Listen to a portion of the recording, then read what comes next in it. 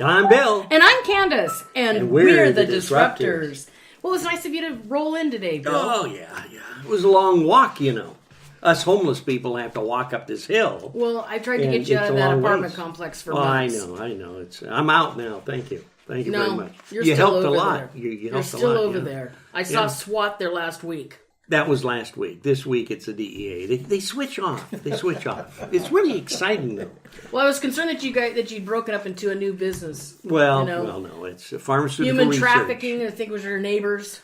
No, not at all. Thank you very much. Pharmaceutical what? Research. Oh, I thought it was pharmaceutical recycling. We have the bubble tower That's just guy water here, now. you know. Yeah, pharmaceutical. You just have to drink your water, and you can get everything from cancer treatment to high blood pressure to. That's why you should have a water filter. Is there anything else you'd like to destroy before we start the show? No, but I am excited about who we have in the studio. So we have our producer. Welcome to the show, Chris. Thank you. In the bubble tower. We have back again in the studio Ronda Negard of Fat Dog Creatives, which I absolutely love. Thank you, Rhonda. Welcome to the show. Thank you. And we have Todd of Todd's Written Word. Hi, everybody. Yeah, this is going to be exciting. She's a good people. Todd's a good person. Why are you here? Oh, I'm sorry. You were going to say something important. I love my listeners because they will remind you. Yes, they will. At how ornery you are towards me. I don't think so. Yes, they do. They will flood your inbox and and say, don't remind you, why are you so mean to her? The man in the bubble tower said he'll remind me. That's not good. Well, what we wanted to talk about and why we've asked these two brilliant companies into our studio is... how important is creativity in your marketing as businesses are looking at their marketing for the year?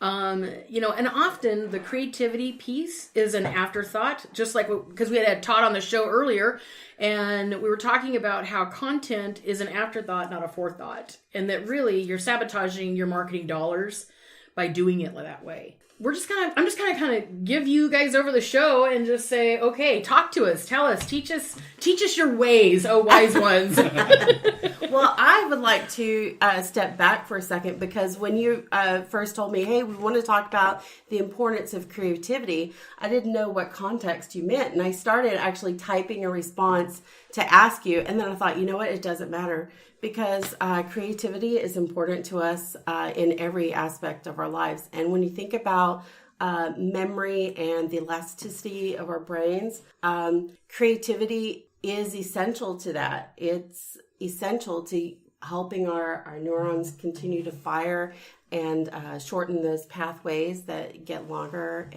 or destroyed as we get older and our memories degrade, right? Yes.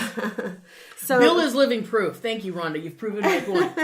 Who are you again? I forgot who you were. You're not to say anything. You're just supposed to listen. But, creativity can start in the most basic ways. Like when you drive to work, they say you should drive a different path. And that's to keep your brain, your thoughts, your senses, everything actively engaged because you're not doing a routine that you could, as we say, do in your sleep, right? Mm-hmm. And you certainly don't want to be driving in your sleep. No.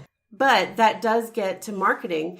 We start seeing the same old because people are repeating what they see done and they're not trying to stand up or stand out of the crowd. We were discussing earlier podcasts in general and how I devoured them. Well, Chase Jarvis has a great podcast and YouTube channel, and he was just saying this week, if you want to stand out, you cannot fit in. So you have to be prepared to get some darts thrown at you because you're doing something different. You're not fitting in. And people are going to try to tear that down.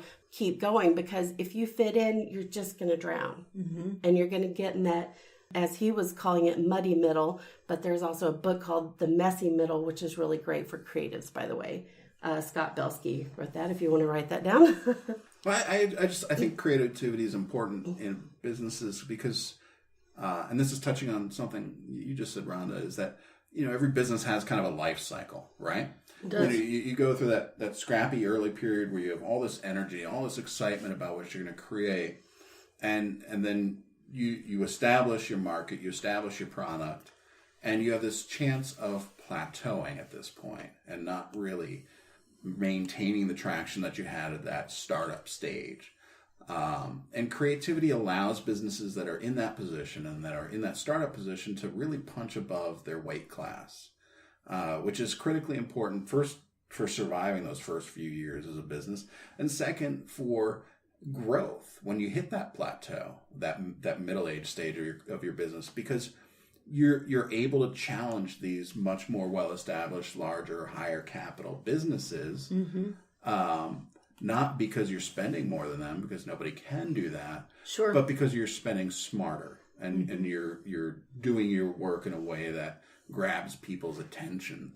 Well, and I think too with AI coming on board, and I mean over the next 3 to 5 years, I mean it's really going to change a lot of the landscape of what we know today. Sure. And with that said, I think that as business owners, we're going to have to be even more strategic and more creative, because you're going to need that in your favor. And so instead of waiting until it hits, I think that it's always more important to be ahead of the curve and to already be moving in that direction and challenging what you even feel the status quo is. Yeah, absolutely. And, we were talking about getting stuck in that messy and muddy middle. Also on that same podcast, Cal McAllister, who used to run the Wexley School of Girls in Seattle, they closed about a year or two ago, and he's now opened a new firm. But he said he is offended by the lack of creativity in the marketing of businesses in the Seattle area. And he said, we should all be offended that nobody's being creative and that they're just thinking, oh, we'll eat up this boring, bland, marketing meal they're serving us. It does insult the intelligence of the consumer, I think. Yeah, well, it dummies you down. Yeah. And so we should actually be pushing individuals to think higher, a higher plateau. So. Yeah, but That starts at school. Isn't it the fact, though, in the marketing now that we've dummied with the video concept and the content and the fact that we want to compress everything down faster, get the message across faster?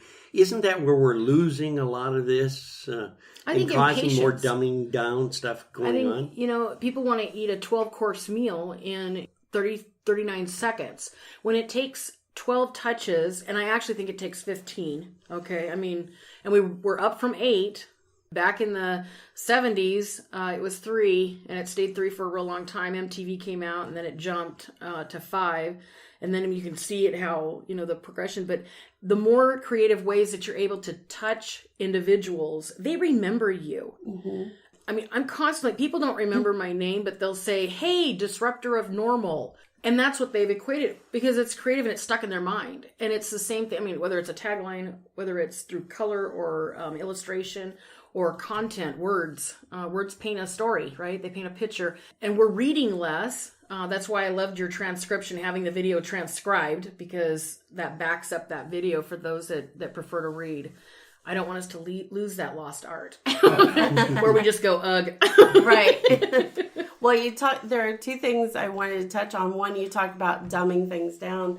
And when it comes to language, if we want to reach the average or the most people, we use smaller words, shorter sentences. It's by message. Everybody can understand it. But if you want to paint a picture, you use longer structured sentences with bigger words. And so, yes, we're dumbing things down because people don't want to read, but we're losing that art of the painting the picture with words, and then therefore building and expanding people's imaginations in general.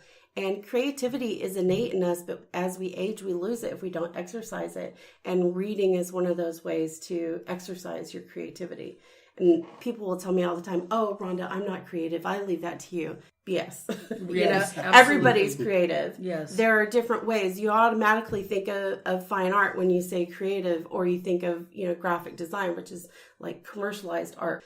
But there's creativity in everything. There's creativity in the way the room is set up. There's creativity in the way you dress yourself. So to say that you're not creative, just BS, but you have to exercise it beyond the norms, beyond your routine, because how you dress was creative initially, but you dress that way every day.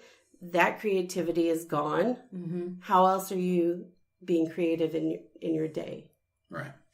So what inspires you to? Where do you draw inspiration from? Todd, you want to answer that one? So I am a bookworm at heart. I read constantly, and I love to travel as well.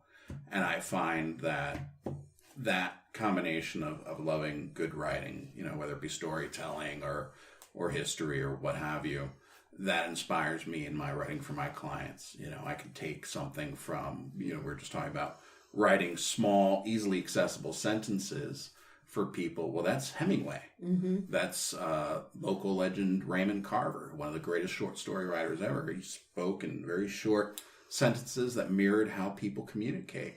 That's Martin Scorsese. And mm-hmm. play and creativity, this notion that we take things outside of the business world and we bring them in to what we do, helps both blur the line between the professional and the personal, which is important because it kind of helps us get to the real psychology of our consumers.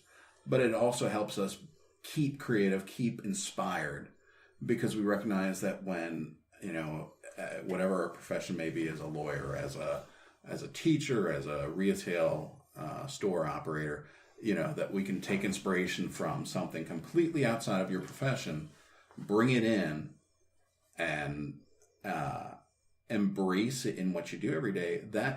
That's going to help your brain. It's going to help your business in a way that very little else will, because it's so non-logical.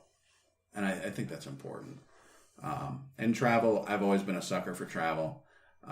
Every time you expose yourself to something new, you help your brain a little more, keep away the cobwebs. Absolutely. Yeah. Rhonda, what inspires I've got you? A good reason for going out and traveling. Well, pardon me while I unplug. We're already planning. We've got several trips. I'm not a cheater, I swear, but travel was one of the things I was going to mention too. Getting outside of my own bubble of home and the region around it is helpful. Moving around every few years is super helpful. Frustrating, yes, but we love the experiences, and it does color everything I do from that point on. We went for a few weeks to Germany in October, and I am still pulling things from that trip, going, oh, that was so wonderful. This will work well with this client, that kind of thing.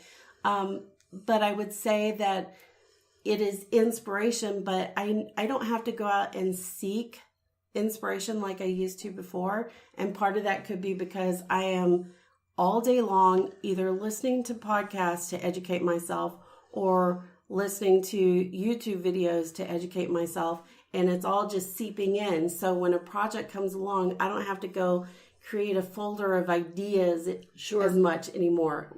Although I still may create it, I don't have as many I have to, put in there, because it's becoming more regular for me to draw from those experiences of travel, of different cultures, different languages, being immersed in a completely foreign country, doesn't speak much English. Sure. It challenges you not just to how to figure out how Google Translate works, but how can you communicate when there are zero common words, right? Right. So that's fun. You bet. You bet. So how important is imagery in this new millennium? Years ago, we didn't need as much. And I find that we need imagery even more to communicate. And I guess really that's the ultimate question. How are we? Well, we've always needed it to help with memory, but we need it more now to help with memory because we are so inundated with it. And a lot of people are moving to what they call personal branding. And while that's all fine and good, there's a phenomenon, I can't think of the word right now,